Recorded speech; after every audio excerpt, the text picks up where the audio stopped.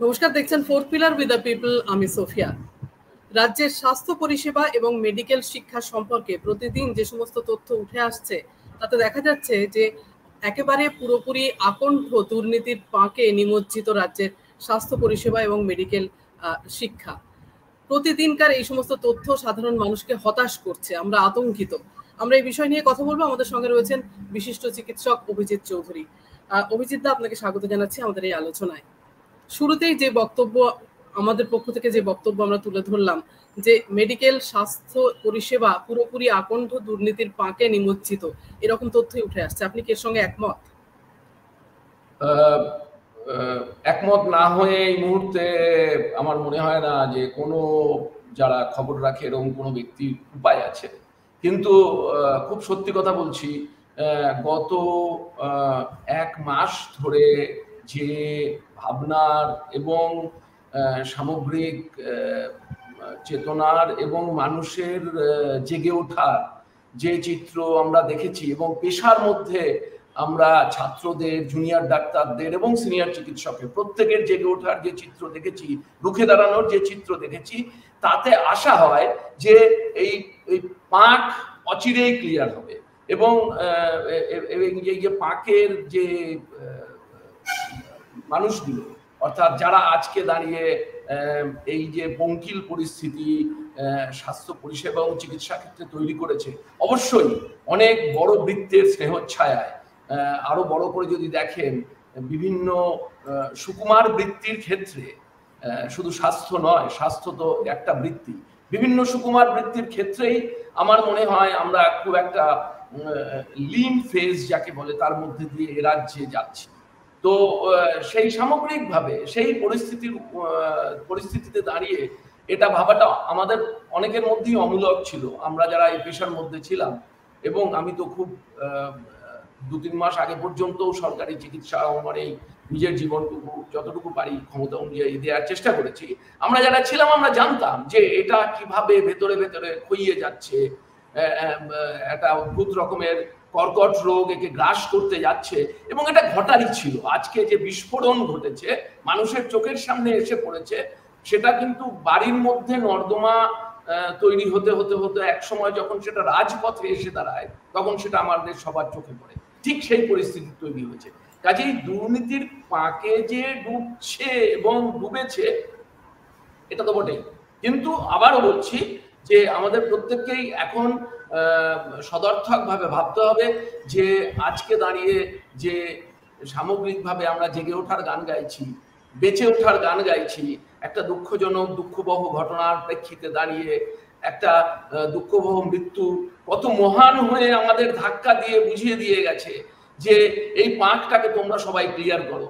সেক্ষেত্রে দাঁড়িয়ে আমাদের কিন্তু সামনের দিকে আলোর পথে চাইতেই হবে। এবং গতকাল রাত্রেও আমার মনে হয় সারা কলকাতা এবং দেশ এবং মহাদেশ সেই আলোর গানে গিয়েছে। এবং সেই জন্যই পাঁকের চর্চা, অর্থাৎ পাঁকের ডায়নামিক্স কি, সেইটার চর্চাটা আমাদের যতটা জারি রাখতে হবে। কারণ ঘৃণা তখনই জাগ্রত হয়, প্রতিবাদ তখনই জাগ্রত হয়, পরম ঘৃণার থেকেই প্রতিবাদ জাগ্রত হয়, ক্ষোভ জাগ্রত হয়। কাজে সেটা যেমন জাগানোর জন্য আমাদের জারি রাখতে হবে, আমাদের কিন্তু এখন সময় এসেছে যে নতুন করে ভাবনা চিন্তা করার, কি করে পাঁক পরিষ্কার করা যায়। সে তো বটেই, কিন্তু যে পরিস্থিতি তৈরি হয়েছে, এই যে হতাশাজনক একটা অবস্থা, এর দায় কাকে দেবেন আপনি? এর দায় কার? দেখুন, বড় করে দেখতে গেলে দায় তো হচ্ছে যারা ব্যবস্থার পরিচালক তাদের। কাজেই প্রশাসন, সরকার এর দায় এড়ায় কি? কাজেই এড়ায় তো নাই, বরঞ্চ নির্দিষ্টভাবে বলতে গেলে মেডিকেল শিক্ষা নির্ধারিত হয় মূলত স্বাস্থ্য বিশ্ববিদ্যালয় এবং মেডিকেল কলেজগুলোকে কেন্দ্র করে। এবং সেখানে দাঁড়িয়েও মেডিকেল স্বাস্থ্য বিশ্ববিদ্যালয় যেহেতু সরকার নিয়ন্ত্রিত, নির্দিষ্টভাবে সরকার নিয়ন্ত্রিত, যদিও তার কিঞ্চিত ভাবনার জায়গায় তার অটোনমি আছে, কিন্তু আদতে আমরা সবাই জানি সেই অটোনমিটা হচ্ছে সোনার পাথর বাটির মতন। কাজেই সরকারের স্থাবকেরা এবং সরকারের নির্ধারিত ভাবনার মানুষেরাই কিন্তু সেখানে সরকারি ঘুটি চালিয়েছে, এবং যে দুর্নীতিদের আবাসগৃহ হিসেবে এবং দুর্বৃত্তদের আবাসগৃহ হিসেবে স্বাস্থ্য বিশ্ববিদ্যালয় পরিচালিত হয়েছে গত প্রায় অন্তত 5 বছর বটেই। কোভিডোত্তর ক্ষেত্রে তার ভয়ঙ্কর রকমের রূপ পরিগ্রহ করেছে। তার আগে তার এতটা অবনমন আমরা হয়তো চোখে দেখতে পাইনি, কিন্তু সে ক্ষয়ী ছিল তো বেশ কিছুদিন থেকেই। কারণ এই যে অবনমন, এটা দ্রুত গতিতে হয়েছে কোভিডোত্তর কালে, এবং গত 5 বছরে একটা অসহনীয় পরিস্থিতির সৃষ্টি হয়েছে। কাজেই দায় যদি কার, এক কথায় যদি বলতে হয় তাহলে তো সরকারকে দায় নিতেই হবে। স্বাস্থ্য ভবনের যারা পরিচালক তারাই সেখানে নির্ধারণ করেন যিনি উপাচার্য হবেন, কোন বডি সেটাকে পরিচালনা করবে, কে বিভিন্ন নীতি নির্ধারক কমিটিতে বসবে, আর কেউ তো সেটা নির্ধারণ করেন না। কাজেই আমি যখন সেটা নির্ধারণ করি তখন দায় তো আমারই, এটা তো নির্দিষ্ট করতে হবে। এবং এদের শাখা প্রশাখা, এই যে দুর্নীতির যারা বাস্তুভূমি, তারা একদিকে যেমন মাথাটায় সাপের কামড় দিয়েছে অর্থাৎ স্বাস্থ্য বিশ্ববিদ্যালয়কে কেন্দ্র করে, ঠিক সেরকম ভাবেই তাদের বিকেন্দ্রীকৃত যে ব্যবস্থা, দুর্নীতির যে বিকেন্দ্রীকৃত ব্যবস্থা, সেটা জাল ছড়িয়েছে, লতাগুল্মের জন্ম দিয়েছে প্রায় প্রতিটা চিকিৎসা শিক্ষা প্রতিষ্ঠানকে কেন্দ্র করে। তো কাজেই, এবং আমরা সবাই এখন এগুলো জানি, কয়েকজনের নাম উঠে আসছে, এবং সেই নামগুলো দিয়ে বিভিন্ন জায়গায় যেরকম বালির সিন্ডিকেট হয়, যেরকম কয়লার সিন্ডিকেট হয়, ঠিক সেরকম হেলথ সিন্ডিকেটের কথা মানুষ শুনতে পাচ্ছেন এখন, এবং মানুষ আটকে উঠছেন খুব স্বাভাবিক কারণে। কারণ যেখানে আমার জীবন জড়িত, জীবনের বাঁচা মরা জড়িত, মানে আমি বলছি না যে বালি বা সুরকিতে যদি ভেজাল মেশায়, যেটা সিন্ডিকেটরা করে থাকে, সেখানে দাঁড়িয়ে আমার ক্ষতি হয় না, কিন্তু চিকিৎসা এবং স্বাস্থ্য ব্যবস্থায় যদি এইরকম সিন্ডিকেটদের দাপাদাপি চলতে থাকে, যেটা চলেছে গত 5 বছর ধরে নানানভাবে, তাহলে তো মানুষের বেঁচে থাকাটাই বিপন্ন হয়ে দাঁড়ায়। এবং আবারও বলছি যে সুখের কি জানেন, যে এদের হাত অনেক দূর প্রসারিত হলেও এদের প্রভাব কিন্তু মানুষ যতটা আটকে উঠছেন এতটা, মানে জীবনের ক্ষেত্রে, অর্থাৎ কিনা বেশিরভাগ পেশার মধ্যে মানুষ এত শুভবুদ্ধি সম্পন্ন, বেশিরভাগ চিকিৎসা ছাত্রছাত্রী এত শুভবুদ্ধির, এবং দেখছেন যে তারা আজকে জেগে উঠেছে, তারা খুঁজে বার করছে সেই দুষ্কর্মের ইঁদুরগুলোকে, দুষ্কর্মের সাপগুলোকে, এবং প্রতিটা জায়গায় তারা তার বিরুদ্ধে গর্জে উঠছেন। যার ফলে দাঁড়িয়ে একটা কথা এখন প্রায় শুনতে পাই যে এতে আমরা বাঁচবো কি করে, এইরকম যদি ব্যবস্থাটা হয়, এদের হাতে চিকিৎসা পাবো কি করে। আমি প্রত্যেককে আশ্বস্ত করতে চাই যে আমাদের সৌভাগ্য যে এই পেশার মধ্যে আলোর দিকটা অনেক বেশি প্রবল, এবং এই যে কালো দেখতে পাচ্ছেন, আটকে উঠছেন সঙ্গত কারণে, সেটা দেখে আটকাবেন না। এখন যেরকম কালো পরিষ্কারের বৃত্ত চলছে এবং যজ্ঞ চলছে, ঠিক সেরকম ভাবে আমরা আশা করবো এই যজ্ঞ জারি থাকবে। ঠিক সেরকম ভাবে এখনো বলছি যে গত 5 বছরে যখন এরা এই পেশার মধ্যে খুন রাহাজানি করেছে, তখনও কিন্তু পেশাটাকে তারা এরকম ভাবে ধ্বংস করতে পারেনি যে রাজ্যের মানুষের আতঙ্কগ্রস্ত হয়ে পড়ার প্রয়োজন আছে। অবশ্যই সেটা ঘটেছে সরকারের সস্নেহ প্রশ্রয়ে, স্বাস্থ্য ভবনের যারা বিশ্ববিদ্যালয়ের নিয়ন্ত্রক তাদেরও সস্নেহ প্রশ্রয়। It's either an act of omission or an act of commission. হয় তারা চোখ বুজে থেকেছেন, অথবা তারা দুর্বৃত্তদের সহায়তা করেছেন। কোনো ক্ষেত্রে আজ পর্যন্ত দেখিনি গত 5 বছর 7 বছরে এই দুর্বৃত্তদের, এবং জেনেও, এবং এটা নয় যে এরকম একটা ঘটনা, এরকম একটা চক্র চলতে পারে এবং তারা জানতেন না, জানতেন তো বটে, বিভিন্ন ক্ষেত্রেই আমরা সেটা দেখেছি। এবং এখন যেমন দেখছি, এখন এই দুর্বৃত্তদের নাকি চারিদিক থেকে দেখছি হঠাৎ করেই তাদেরকে বহিষ্কার করার হুজুগ পড়ে গেছে। আমি হাত ধুয়ে ফেলার মতো না, পাপের আমি নই পাপী, আমি পাপ থেকে হাত ধুয়ে ফেলছি, এটা too little and too delayed. আমি ওদের জন্ম দিয়েছি, আমি ওদের লালন পালন করেছি, এবং এখন আমি যদি ওদেরকে ডিসওন করি, আমার মনে হয় যে মানুষ সেটাকে অত সহজে, অত সরলমতি, মানুষ সরলমতি সাধারণভাবে, কিন্তু প্রবঞ্চনা এবং তঞ্চপাতা বারবার দেখতে দেখতে না, মানুষের এখন দেয়ালে পিঠ থেকে গেছে, এবং সেই জন্যই কেউ এগুলোতে বিশ্বাস করছে না। এই যে কসমেটিক ক্লিনিং চলছে, মানুষ সবাই জানে 2 দিন বাদে এগুলো আবার ফিরে আসবে, যদি না মানুষ ভিজিল বজায় রাখে, পেশার মধ্যে ভিজিল বজায় থাকে। কাজেই দরকার হচ্ছে এখন পেশার মধ্যে ভিজিল বজানো। কাজে আপনার মূল প্রশ্ন যদি পৌঁছতে বলেন, তাহলে আমি যেটা বলবো সেটা হচ্ছে যে এই এই ব্যবস্থাটাকে ধ্বংস করার যজ্ঞের মূল কারিগর যদি কেউ হয়ে থাকে, তাহলে সরকার এবং তার যারা পরিচালক, তাদের দৃষ্টিভঙ্গি, তাদের সংস্কৃতি এবং তাদের সামগ্রিক যে বাতাবরণ, অর্থাৎ সামগ্রিকভাবে শিক্ষার ক্ষেত্রে যে অরাজকতা আমরা দেখেছি, সামগ্রিকভাবে জীবনের অন্যান্য ক্ষেত্রে এই যে বালি মাফিয়াদের দাপট এখনো, আমি বীরভূমের সন্তান, বীরভূমে দেখি, বর্ধমানে দেখি, নদী কেন্দ্রিক বালি মাফিয়াদের যে দাপট এখনো চলছে। তারা যখন আলোড়ন হয় তখন একটু মাথা নিচু করে, তারপরে তারা বেরিয়ে আসে। এই বালি মাফিয়াদের সর্বত্র হচ্ছে এরা, এই চিকিৎসা মাফিয়ারা, এবং একই জিনিস আমরা দেখেছি শিক্ষার ক্ষেত্রে। কাজে এই পুরোটাকে বিচ্ছিন্নভাবে না দেখে সবটাকে সংঘবদ্ধভাবেই দেখা দরকার। সামগ্রিকভাবে রাজ্যের সাংস্কৃতিক, প্রশাসনিক এবং সরকার পরিচালনার বাতাবরণে যে অবক্ষয় এবং দুর্বৃত্তবৃত্তি চলছে, এটা তারই প্রতিফলক। কাজেই এটা নিয়ে কোনো ইলিউশনে থেকে কোনো লাভ নেই। কয়েক মাস আগে নিট কেলেঙ্কারি নিয়ে যখন আমরা সরব হয়েছিলাম, আমরা অবাক হয়েছিলাম যে এটা কি করে হচ্ছে। আপনার সঙ্গে আমরা আলোচনাও করেছিলাম আমাদের এই অনুষ্ঠানে। তখনও আমাদের জানা বাকি ছিল যে আরো কত কঠিন পরিস্থিতি, আরো কি ধরনের পরিস্থিতি আমাদের রাজ্যেই চলছে। একটা ভয়ঙ্কর ঘটনাকে কেন্দ্র করে মিডিয়ার হইচইয়ের পর এই সমস্ত তথ্য উঠে আসছে, কিন্তু এই বিষয়টা তো চলছে দীর্ঘদিন ধরে। সেখান থেকে একটা প্রতিরোধ কেন গড়ে উঠলো না? কোনো পক্ষ থেকেই কোনো বক্তব্য শোনা গেল না। এই একটা ভয়ঙ্কর ঘটনার পর এগুলো কেন সামনে আসছে? দেখুন, আমার নিজের মনে হয় যে প্রতিরোধের আওয়াজ কিন্তু পেশার মধ্যে ছিল, কিন্তু যেভাবেই হোক এই ঘটনার দুঃসহতা এমন একটা জায়গায় পৌঁছে গেল, এবং ঘটনার দুঃসহতা শুধু নয়, আমি বলবো প্রশাসনের নির্বুদ্ধিতা। আমি নির্বুদ্ধিতা মানে বলতে চাইছি তঞ্চক, প্রতারক এবং খুনি ডাকাতরাও অনেক সময় ভুল করে ফেলে। এবং এক্ষেত্রে দাঁড়িয়ে এই আরজি করের ঘটনার প্রেক্ষিতে আমরা যতটা চমকে উঠেছি, এবং সঙ্গত কারণেই চমকে উঠেছি কিভাবে আমাদের সহকর্মী, আমাদের বোনকে খুন করা হয়েছে, তাকে নির্যাতন করা হয়েছে, তাতে যেমন চমকে উঠেছি, তার থেকেও বেশি চমকে উঠেছি যে ঘটনাটাকে ধামাচাপা দেওয়ার জন্য এবং ঘটনাটাকে যারা দোষী তাদেরকে আড়াল করার জন্য, এমনকি তাদের সসম্মানে অন্য কোথাও প্রতিষ্ঠিত করার জন্য সরকারের যে হুড়োহুড়ি ছিল, সরকারের যে তৎপরতা ছিল, সেই তৎপরতা সত্যি কথা বলছি অপরাধীদের নির্দিষ্ট করার ক্ষেত্রে, বা যেটা আজকে ডিমান্ড করছে, উই ডিমান্ড জাস্টিস, যেটা মূল আজকের আওয়াজ, চারিদিকের আওয়াজ, পৃথিবীর আওয়াজ, সেই ক্ষেত্রে সরকারের সেই তৎপরতা দেখা যায়নি।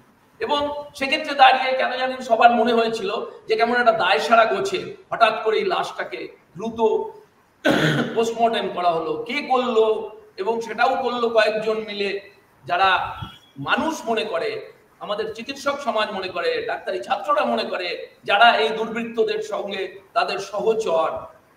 সেই লাশটাকে তাড়াতাড়ি নিশ্চিহ্ন করে দেওয়ার জন্য একটা অদ্ভুত জাল বোনা হলো, যেটা এখন আমাদের অভয়ার আত্মজনরা প্রতি মুহূর্ত সগর্জনে বেরিয়ে আসছেন।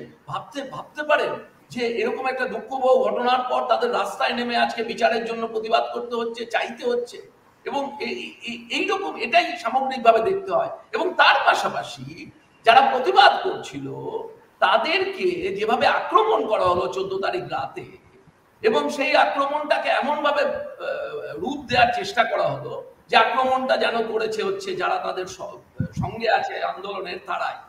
কিন্তু মানুষ এত, এবং সাধারণ মানুষ আসলে ঘাসেরও প্রকৃতির যে আলোড়ন চলে সেটা শুঁকে নেওয়ার একটা ক্ষমতা থাকে, এবং একসময় এই দুর্বাঘাস কিন্তু নিজেও রুখে দাঁড়ায়।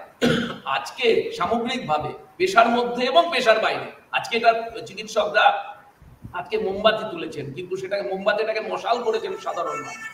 কাজে এই যে মশাল চারিদিকে জ্বলছে, এই যে রাজপথে দাঁড়িয়ে মুচবি যত, লিখবো তত, আঁকবো তত, এই যে মানুষ, প্রতিটা মানুষ, বাচ্চা থেকে শুরু করে 80 বছরের বয়সী মানুষও রাস্তায় দাঁড়িয়ে প্রতিবাদ করছেন, প্রতিবাদ মুখর হয়েছেন, এইটা কিন্তু আসলে সামাজিক আলোড়ন কখন পূর্ণতা পায় তার কোনো কিন্তু প্রকৃতি নির্দিষ্ট নিয়ম নেই, জানেন। মাটি হচ্ছে সর্বংসহা, বড় বেশি সহ্য করে, সামাজিক অন্যায়গুলো অনেক দিন থেকে জমতে থাকে। ওই যে রবি ঠাকুর নন্দিনীর মুখ দিয়ে বলিয়েছিলেন না, একদিন দূর দেশে একটা পাহাড় দেখেছিলুম, শক্তির ভারে সেই পাহাড় কখন যে নিজেই তলিয়ে গেল, একদিন প্রবল শব্দে ঘুম ভেঙে উঠে দেখি পাহাড়টা তলিয়ে গেছে। শক্তির ভার কোথাও যেন প্রবল শক্তিমান কেউ ভেতরে ভেতরে খইয়ে দেয়, নিঃস্ব করে তোলে, ব্যথিয়ে তোলে। আজকে বোধহয় সেই সময়টা এসেছে। কাজেই প্রতিবাদ যে ছিল না তা নয়, কিন্তু যেভাবেই হোক এই যে দুষ্কর্মের যারা শক্তি, তারা সেটাকে দাবিয়ে রাখতে পেরেছিল। তাদের যে চক্র, তাদের যে ক্ষমতা, প্রশাসনিক ক্ষমতা, সরকারের ক্ষমতা থাকছে। আজ যখন মানুষ রক্তচক্ষে বুকে পাথর চাপা সরিয়ে মানুষ যখন রাস্তায় নেমে গর্জন করছে, তখন দেখবেন তাদেরও বড় বেশি দুর্বল ঠেকছে, এবং তাদের প্রতিটা পদক্ষেপের মধ্যে কেমন জানি আছে যে ঘটনার পেছনে ছোটার একটা প্রবৃত্তি আছে। এখন এটাই মনে হয় যে এটা কি অন্যভাবে ধরতে পারতো না, যে দুষ্কর্মগুলো প্রশাসন প্রথম দিন থেকে করে এসছে সেগুলো না করে যদি নতজানু হয়ে প্রশাসন, এই নতজানুর মধ্যে মহান হওয়ার একটা ইঙ্গিত থাকতে পারত, কিন্তু আসলে সংস্কৃতি এবং যুগ যুগ ধরে মানুষের বুকের উপর পা দিয়ে থাকার যে যে যে যে ভাব, সেই ভাব আসলে সরকারের পরিচালকদের এমন ক্ষমতাকে মাথায় চাপিয়ে দেয় না যে সরকার সেটা করে উঠতে পারে না। কাজেই সব থেকে সুন্দর হতে পারতো যদি ওই 9ই আগস্ট ভোর পেরিয়ে সকালবেলাটায় সরকারের সব থেকে বড় মাথায় যারা বসে আছেন তারা নতজানু হয়ে মেয়েটির পায়ের কাছে পুষ্পস্তবক রেখে বলতেন, এই দোষীদের আমরা খুঁজে বার করবই, এবং তারা যদি এই দোষীদের দোষ যারা করেছে এবং মানুষ যাদের মনে করছে দোষ করেছে, সবাই জানে ওই দানব ঘোষ, জঞ্জাল ঘোষ যে ব্যক্তি, যিনি আজকে জেলের আড়ালে আর.জি. করকে পরিচালনা করছিলেন, একটা অন্ধকারের জগতে নিয়ে গেছিলেন আর.জি. কর মেডিকেল কলেজে, এবং মানুষ সবাই যখন বুঝতে পারছেন যে এরাই দোষী, তখনও যেন তাদেরকে সস্নেহে দেখার, তাদের গলায় মালা পরিয়ে অন্য কোথাও অধিষ্ঠিত করার, চোখের আড়ালে নিয়ে যাওয়ার একটা অদ্ভুত রকমের চেষ্টা দৃশ্যমান ছিল। কাজেই এই সব কিছু দেখে মানুষের মধ্যে এখন এমন একটা অবিশ্বাস, প্রতারিত হওয়ার বাতাবরণ তৈরি হয়েছে যে মানুষ এই মুহূর্তে দাঁড়িয়ে সরকারের কোনো পদক্ষেপকে বিশ্বাস করতে পারছে না, এবং যার ফলে আজকে দাঁড়িয়ে চারিপাশে আমরা এই দৃশ্য দেখতে পাচ্ছি। কাজে আমার মনে হয় যে সামাজিক আলোড়ন কোন মুহূর্তে জ্বালামুখ খুঁজে পায় সেইটা কেউ প্রেডিক্ট করে দিতে পারে না। আমি আবারও বলছি, এই মুহূর্তে বাংলাদেশের সঙ্গে উপমা টানাটা হয়তোবা ঠিক নয়, কারণ তার প্রেক্ষিত আলাদা, তার মাটি আলাদা। পদ্মা মেঘনার তীর যত তাড়াতাড়ি আলোড়িত হয়, যত দৃঢ়ভাবে আলোড়িত হয়, সামগ্রিকভাবে পশ্চিমবঙ্গে এ রাজ্যে আমাদের সেই ঐতিহ্য নেই। সেটা ভাবনায় রেখেও বলছি যে আবু শহীদের বুকের গুলি আর অভয়ার চলে যাওয়া, আমার মনে হয় এই দুটোর মধ্যে সাযুজ্য আছে। এই দুটোই যেন দুই পাড়ের দুই বাংলাকে, পদ্মা মেঘনা আর অজয় দামোদরকে এক করে দিয়েছে, যার ফলে দাঁড়িয়ে একদিকে যেমন ওপার কেঁপেছে, আমরাও বোধহয় ঠিক একই রকমের একটা অদ্ভুত অনুরণন দেখতে পাচ্ছি। আসলে প্রতিবাদের আগুন কাটা তার মানে না, প্রতিবাদের ভাষা কখনো ওই আমাদের তৈরি করে দেয়া বেড়া মানে না, আর ভাষার বন্ধন আর একটা রক্তের বন্ধন তো আছে। কাজেই আমার মনে হয় যে এপারের যে আজকের আলোড়ন, তার মধ্যে ওপারের অনুরণন তো আছে। তার ভাষা, তার প্রেক্ষিত, তার পরিণতি কি, সেগুলো নিয়ে আলোচনা হতেই পারে। কাজেই শাসকের আতঙ্কিত হওয়ার কারণ তো আছে। অনেকেই মনে করছেন যে এই সাধারণ যে কোনো সমস্ত ক্ষেত্রে দেখা যায় যে কয়েকদিন হইচই হয়, তারপর আবার সমস্ত থিতিয়ে যায়, মানুষ স্বাভাবিক জীবনের ছন্দে ফেরে। একটা মাস কিন্তু পেরিয়ে গেছে, তারপরও গতকাল রাতে আমরা যে ধরনের মানুষের জমায়েত দেখলাম, প্রতিবাদের ভাষা দেখলাম, আপনার কি মনে হচ্ছে এই আন্দোলনের চরিত্রকে আপনার কাছে কিভাবে ধরা দিচ্ছে এই আন্দোলন? দেখুন, আমি আজ পর্যন্ত আমার জীবনে এত স্বতঃস্ফূর্ত সামাজিক আন্দোলন, একটা চিকিৎসা কেন্দ্রের দুঃখবহ ঘটনাকে কেন্দ্র করে আজ পর্যন্ত দেখি। চিকিৎসকরা বহু ক্ষেত্রে আন্দোলন করেছেন অনেক দাবি দেওয়া নিয়ে, ন্যায্য দাবি নিয়ে, হাসপাতালের অব্যবস্থা, হাসপাতালের পরিকাঠামো এবং অন্যান্য দাবি দেওয়া, হাসপাতালে হামলা ইত্যাদির প্রতিবাদে। কিন্তু এখন আর এটা চিকিৎসকদের আন্দোলনে সীমাবদ্ধ নেই। চিকিৎসকরা হচ্ছেন বললাম মোমবাতি হাতে রাস্তায় এসছেন, এখন সেই মোমবাতিটা হাজারো কণ্ঠের, লক্ষ নিযুত কণ্ঠের মশাল হয়ে আজকে রাজপথে আলোড়িত হচ্ছে। আমার মনে হয় এই এই ডাইমেনশন, এই যে ওভারঅল যে দৃশ্য, এই দৃশ্য, এই স্বতঃস্ফূর্ততা পার্টিকুলারলি এখন মানুষ রাস্তায় না থেকে পারছেন না, সেজন্য রাস্তায় বেরিয়ে আসছেন। কেউ কাউকে বলে দিচ্ছে না, কোনো রাজনৈতিক দল স্লোগান ঠিক করে দিচ্ছে না, মানুষ তার স্লোগানগুলোকে নিজেরা বানিয়ে নিচ্ছে। তো এই যে ক্রিয়েটিভিটি, এই যে সৃষ্টিশীলতা মানুষের মধ্যে, প্রতিবাদের সৃষ্টিশীলতা, সেইটা কিন্তু আমি জীবনে দেখিনি। যার ফলে দাঁড়িয়ে আমার কিন্তু ভাবতে ইচ্ছা করে না যে এই আন্দোলনের আউটকাম, অর্থাৎ তার যা ফসল, সেই ফসল আর 10টা আন্দোলনের মতন হারিয়ে যাওয়ার কথা বলতে এসছে। আমার মনে হয় এবার আলো জ্বলবেই এবং পাক সরবেই। এবং কারণ কেন এই কথাটা বলছি কারণ আবারও বলছি এই ডাইমেনশন থেকে, মানে গায়ের দিদি যখন জেগে ওঠে না, আমি আবারও বলছি, আমি গায়ের ছেলে, আমার গ্রামেও গতকাল মিছিল বেরিয়েছে, বীরভূমের প্রত্যন্ত গ্রামে, সেখানে মেয়েরা মিছিল করছে। কোন মেয়েরা? যে মেয়েরা সাধারণভাবে দারিদ্র পীড়িত, প্রতিদিনের জীবনে নানান কষ্ট আছে, কিন্তু আজকে দাঁড়িয়ে সবাই মনে করছে যে আমি অসুরক্ষিত এবং সামগ্রিকভাবে দুর্নীতির অজগর আমাদেরকে গ্রাস করছে। চিকিৎসা পেশার মতো সুপার স্ট্রাকচার বলতে আমরা যেটা বুঝি, সেই সুপার স্ট্রাকচারে ব্যবস্থার মূল স্ট্রাকচার তো থাকে আমার পেটের ভাত, কাজের যোগান এবং প্রতিদিনের দিনাতিপাত, তার উপর ভিত্তি করে এগুলোই তো রাজনীতিবিদরা মনে করেন যে তাদের মূল রক্ষার জায়গা। তো চিকিৎসা, শিক্ষা, এই যে সমাজের অন্যান্য যে অঙ্গ, আইনি ব্যবস্থা, এই অঙ্গগুলো যখন এগুলো মানুষের বেঁচে থাকারও খুব গুরুত্বপূর্ণ ভরসার জায়গা, সেখানে যখন মানুষ দেখে যে সেটার উপর ভরসা করা যাবে না, অথবা সেই জায়গাগুলোতে আগুন লেগেছে, তখন মানুষ কিন্তু ভয়ঙ্কর ভীত, সন্ত্রস্ত, অসুরক্ষিত ভাবনার থেকেই রাস্তায় বেরিয়ে আসে। এখন সেই সময় এসেছে। কাজেই আমার মনে হয় যে এই সময়ে কিন্তু এই আগুন সহজে নিভবে না। এবং আমি আপনাকে বলছি, আমাদের গ্রাম দেশে দেখেছি যে আমাদের আদিবাসী জনজাতিদের মধ্যে সাপ শিকারের একটা পদ্ধতি আছে। সাপের মুখটা বেরিয়ে থাকে একটা ছোট্ট মাথার মধ্যে দিয়ে মাটির উপরে, তখন মানুষ তার স্বাভাবিক বুদ্ধির থেকেই সেই মুখে গিয়ে আগুন জ্বালায়, ধোঁয়া দেয়, এই ধোঁয়া দিলেই সাপগুলো বেরিয়ে আসে।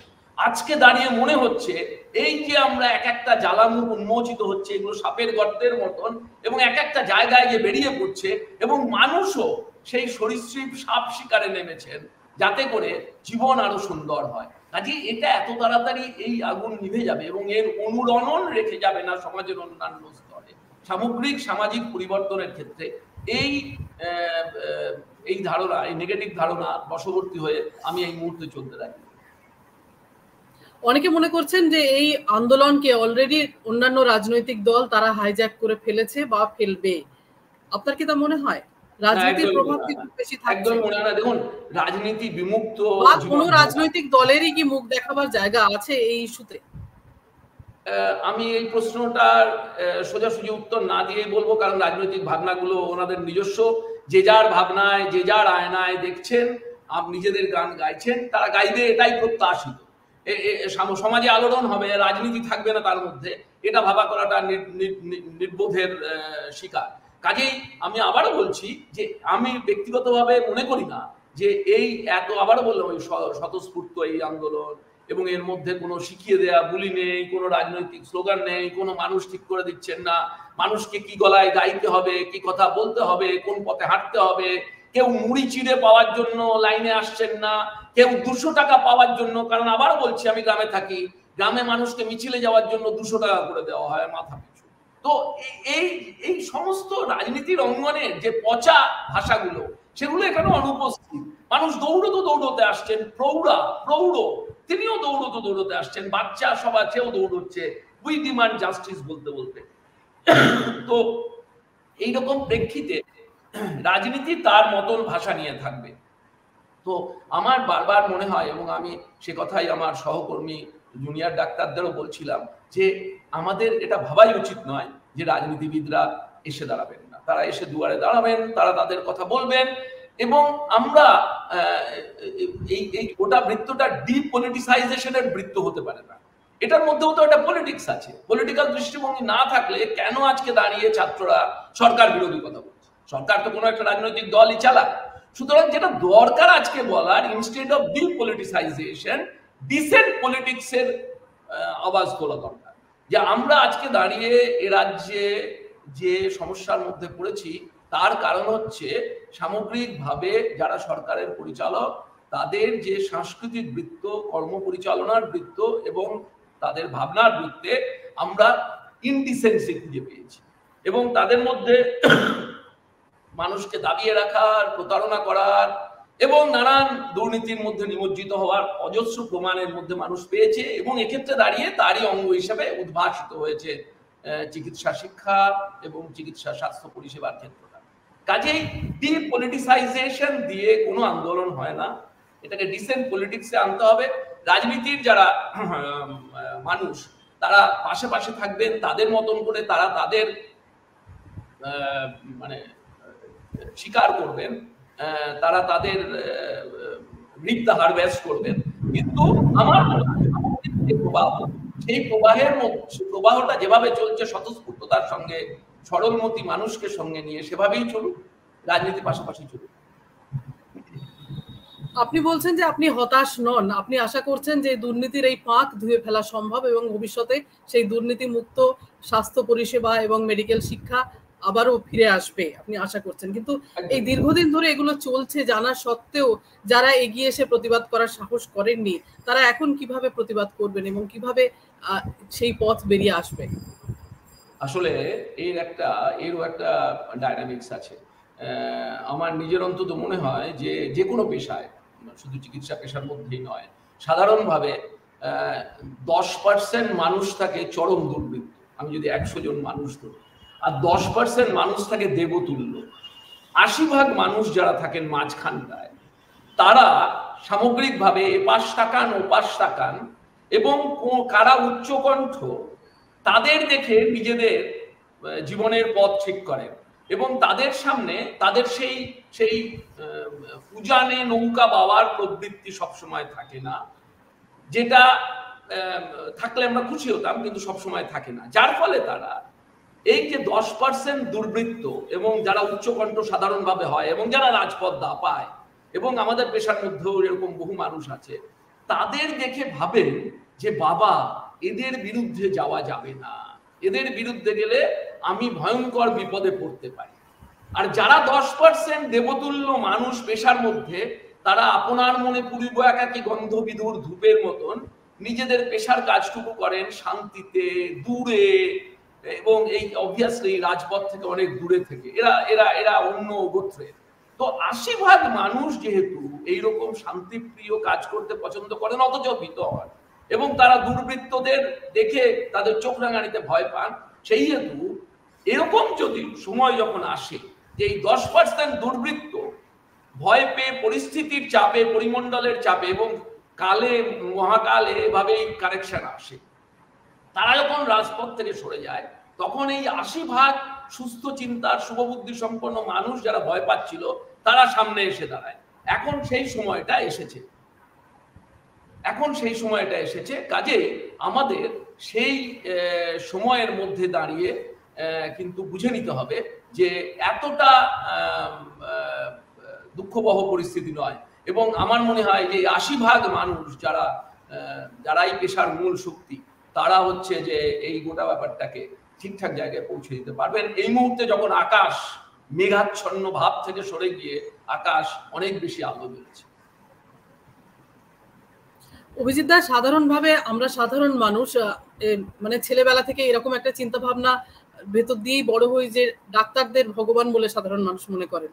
কিন্তু কয়েক বছর ধরে আমরা দেখছি পারস্পরিক সেই শ্রদ্ধার জায়গাটা, সেটা কোথাও অনেক সময় দেখছি মানুষ সেখান থেকে সরে আসছে। অনেক সময় অনেক ধরনের এমন ঘটনা আমরা দেখেছি যেগুলো অভিপ্রেত নয়, এরকম একটা পরিস্থিতি তৈরি হয়েছে। কিন্তু এখন যে পরিস্থিতি, সেখানে মানুষ ডাক্তারদের দিক থেকেও যেমন চিন্তার বিষয় যে তাদের যে একটা ইমেজ, এই যে পুরো স্বাস্থ্য ব্যবস্থা সম্পর্কে মানুষের মনে কি ধারণা তৈরি হচ্ছে, এবং সাধারণ মানুষের মধ্যেও সেই আতঙ্ক রয়েছে। এই জায়গা থেকে দাঁড়িয়ে আপনি একজন বিশিষ্ট চিকিৎসক, আপনি কি বলবেন সাধারণ মানুষের উদ্দেশ্যে? দেখুন, প্রথম কথা ওই শুরুতেই আমি যেটা বলেছিলাম যে প্রথম কথা হচ্ছে ডাক্তারদের ভগবান ভাবা সত্যিকারের ঠিক নয়। কারণ ডাক্তাররাও ভীষণ রকমের মানুষ, বুকে ইচ্ছে নিয়ে, মাথায় বুদ্ধি নিয়ে তারা মানুষের বিপদে, মানুষের পাশে সাধারণভাবে থাকার চেষ্টা করে। আমার ধারণা কোনো ডাক্তারই চান না তার রুগীর সজ্ঞানে ক্ষতি হোক। এবার হচ্ছে তার দিশা এবং দর্শন কি হবে সে ব্যাপারে ভিন্নতা থাকতে পারে, এবং সেই নিয়ে বিভিন্ন সময় মানুষের মধ্যে পারসেপশন অনেক সময় ভিন্ন হয়। কিন্তু ইদানিংকালে ডাক্তারদের উপর ঘৃণা এবং আক্রমণের যে ঘটনাগুলো ঘটে প্রায় সব ক্ষেত্রে সেগুলো হচ্ছে পিছনের থেকে কোনো এই যে আজকে দাঁড়িয়ে পেশার সিন্ডিকেটকে আমরা দেখছি, এইরকম দুর্বৃত্ত অথবা অন্য কোনো দুর্বুদ্ধিওয়ালা মানুষেরাই পরিচালনা করে। আমি আজ পর্যন্ত কোনো হাসপাতালে খুব কম ঘটনা ঘটতে দেখেছি, দুর্ঘটনা ঘটতে দেখেছি, চিকিৎসকের উপর নিগ্রহের ঘটনা ঘটতে দেখেছি যেখানে রোগীর যারা আত্মজন তারা ঘটিয়েছেন। বেশিরভাগ ক্ষেত্রেই এসে জোটে কিছু মানুষজন যারা হাসপাতাল কেন্দ্রিক মাতব্বরির আখড়া হিসাবে হাসপাতালগুলোকে ব্যবহার করে। হাসপাতালগুলো তাদের রাজনৈতিক উত্থানের অথবা মাতব্বরির নেট প্র্যাকটিসের জায়গা হয়ে দাঁড়ায়। কাজেই এইটার একটা অন্য বৃত্ত আছে। চিকিৎসকদের উপর আক্রমণ, সামগ্রিকভাবে চিকিৎসকদের সঙ্গে রোগীর সম্পর্কের যে অবনমন সেটাও তৈরি করা হয়েছে চিকিৎসকদের কিছুটা ধমকি দিয়ে, কিছুটা বশ করিয়ে, চিকিৎসকদের ভয় পাইয়ে দেওয়ার জন্য। আবার ইনডিসক্রিট কর্পোরেটাইজেশন, ব্যবসায়ীকরণের জন্য মানুষের মধ্যে যে যে যে মূল্য দিতে হচ্ছে চিকিৎসা নিতে গিয়ে, সে সম্পর্কে মানুষের মধ্যে যে একটা অনেক সময় ব্যথার ধারণা তৈরি হয়, তার ফলেও তাই উপর দিয়েই এগুলো তৈরি হয়। তো সেক্ষেত্রে দাঁড়িয়েও সরকারেরই দায়িত্ব থেকে যায়। সমস্যাটা হচ্ছে সরকার ক্রমাগত হরিশ্চন্দ্র হচ্ছে। সরকার চিকিৎসার ক্ষেত্রে নিজের দায় এড়িয়ে শ্মশান যাত্রী হবে। সরকারি কেন্দ্রগুলোকে পরিণত করা হয়েছে কিছু ওষুধ বিলির রেশন দোকানের মতো কেন্দ্রে, ওষুধ এবং কিছু যন্ত্রপাতি বিলির, অর্থাৎ কিনা আমি গেলেই পরে একটা এক্সরে করাতে পারবো, কেন বললাম জানি না, গেলে পরে একটা সিটি স্ক্যান করাতে পারবো, কেন হচ্ছে জানি না, গেলে পরে কিছু মুঠো মুঠো ওষুধ পাবো। এবং সরকারও যেরকম ভাবে 8-10টা দান খয়রাতির কেন্দ্র পরিচালিত হয়, সরকারি চিকিৎসা কেন্দ্রগুলোকেও সেরকম দান খয়রাতের কেন্দ্র হিসেবে পরিচালিত করা হচ্ছে। এই যে দৃষ্টিভঙ্গিগত তফাৎ, এই দৃষ্টিভঙ্গিগত তফাতের ফলে সরকারি চিকিৎসালয়ের গুণগত মানের প্রতি মানুষের একটা অশ্রদ্ধা তৈরি হচ্ছে। অর্থাৎ কিনা সাধারণভাবে মানুষ যাচ্ছেন বিপদে পড়ে, কিন্তু বিপদে পড়ে গিয়ে হাজার হাজার মানুষ গিয়ে সরকারি কেন্দ্রে জড়ো হচ্ছেন এবং সেখানে সামগ্রিক পরিচালন ব্যবস্থার সম্পর্কে মানুষের মনে একটা দুঃখ থেকে যায়, এবং তারপরে তারা গিয়ে ভিড় করেন কিনে খাওয়ার, চিকিৎসা খাওয়ার কেন্দ্রে। সেখানে দাঁড়িয়ে আবার প্রতি মুহূর্ত মনে হয় আমি প্রতারিত হচ্ছি না তো। তো এই যে দ্বিবিধ অ্যাটাক, তার মধ্যে দাঁড়িয়ে মানুষের মধ্যে ব্যবস্থার প্রতি অবিশ্বাস তৈরি হয়। এটা ব্যবস্থার সমস্যা। আর চিকিৎসকরা এখানে দাঁড়িয়ে যেহেতু সামনের কাজটা চিকিৎসকদেরই করতে হয়, সেহেতু ব্যবস্থার প্রতি মানুষের যে ক্ষোভ বিক্ষোভ সেগুলো এসে পড়ে সব চিকিৎসকদের উপর। দুর্ভাগ্যজনকভাবে চিকিৎসকরা এভাবেই ব্যবস্থার শিকার হয়ে সমস্যায় পড়ে। তো এই পরিস্থিতির পরিবর্তন কবে হবে জানি না। পরিবর্তন করানোটাতেও যেমন সিভিল সোসাইটির দায় আছে, ঠিক সেরকম সরকারের দায় সব থেকে বেশি। আমার মনে হয় আজকে তখন দাঁড়িয়ে চিকিৎসক এবং সাধারণ মানুষ পাশাপাশি এসছে, এবং এইরকম পরিস্থিতিতে দাঁড়িয়ে মানুষ যেভাবে চিকিৎসকদের শুরু করা একটা আন্দোলনে হাত বাড়িয়েছেন, সেক্ষেত্রে দাঁড়িয়ে আমার মনে হয় এই আন্দোলনগুলোর ফল আউট হিসাবেও চিকিৎসকদের সঙ্গে রোগীর সম্পর্ক আরো সুন্দর হয়ে উঠবে আমার মনে হয়। কিন্তু সেটা মাথায় রেখেও বলছি যে আগামীও বলে দেবে যে আমরা এই ব্যবস্থাটাকে কতটা পরিষ্কার করতে পারলাম। এই যে একটা দুঃখবহ মৃত্যু এবং সেই মৃত্যুর প্রেক্ষিতে ওঠা ঝড়, সামাজিক ঝড়, সেই ঝড় আমাদের কতটা বৃষ্টি দিচ্ছে, কতটা পরিষ্কার করছে ব্যবস্থার ক্লেদকে, সেটা কিন্তু আগামী বলে দেবে। আজকে দাঁড়িয়ে সবটা আমরা দেখতে পাচ্ছি না, কিন্তু আশা তো রাখতেই হবে এবং প্রতীতিও রাখতে হবে এবং আমাদের চেষ্টা করতে হবে। এবং তার জন্য এই নিরন্তর লড়াই চালিয়ে যেতে হবে, সোচ্চার দাবি জানাতে হবে। এটাই শেষ কথা বোধহয়। অনেক ধন্যবাদ ডক্টর চৌধুরী, আপনার ব্যস্ত সময় থেকে এতটা সময় আমাদের দেওয়ার জন্য অনেক ধন্যবাদ। দর্শকদেরও অনেক ধন্যবাদ যারা এতক্ষণ আমাদের সঙ্গে ছিলেন। ভালো থাকবেন, নমস্কার।